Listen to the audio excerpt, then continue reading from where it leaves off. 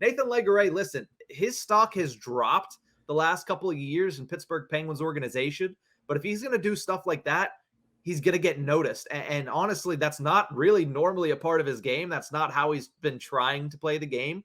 But when the game calls for it, if you can step up and rise to the occasion like he did, play the pest, and eventually come out on the right side of things for the Pittsburgh Penguins, then that's going to raise some eyebrows. And I think that's exactly what Legare was able to do on Saturday afternoon.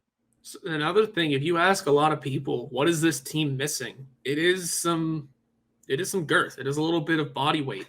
Now, Nathan Legare doesn't necessarily bring those things, but if he's able to, not have the fear of mixing it up, that's pretty huge in terms of, like we said, stepping up that ladder a lot faster.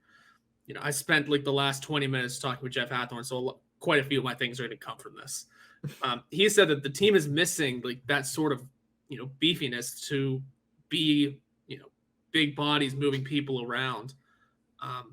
He pointed out a Ty Glover as someone who might be able to do, just because of his size, move up the lineup a little bit.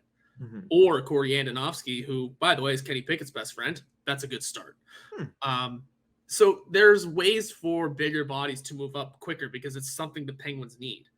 Well, you know what else is almost always needed is shooting the puck. Nathan Legare still has a great shot.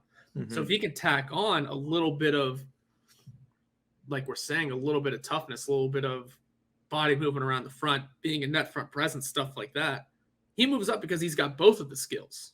And that's a great start. His foot speed is still not the greatest. Maybe there's some off-ice things that we're not totally aware about.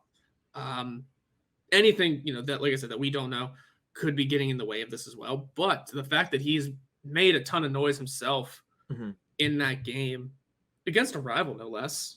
Yeah. It's interesting. It is a good bump for him and puts him back into this conversation that he was, quite frankly, slipping out of.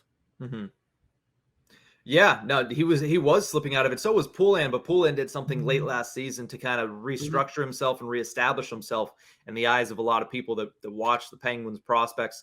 I know we've been talking about prospects a lot over the past month, but that's because we're getting into the beginning of the season where a lot of the actual players have been sitting back. We want to talk about these prospects. We want to talk about the future. And Nathan Legare is part of it. I'm glad you mentioned the fact that it's important that he's able to bring that factor, because there's always been a place in the Penguins lineup for a guy that's gritty and can also score from time to time. He doesn't have to be a 30-goal scorer to make it on the Pittsburgh Penguins roster, but if he brings that ability to get in people's faces, to be physical, which a lot of the Pittsburgh Penguins right now are not physical. And that's something that it does bother me. I understand it's not really a pillar of the game under Mike Sullivan, but if a guy like Nathan Legare gets a little bit more physical, can cause chaos and not take stupid penalties.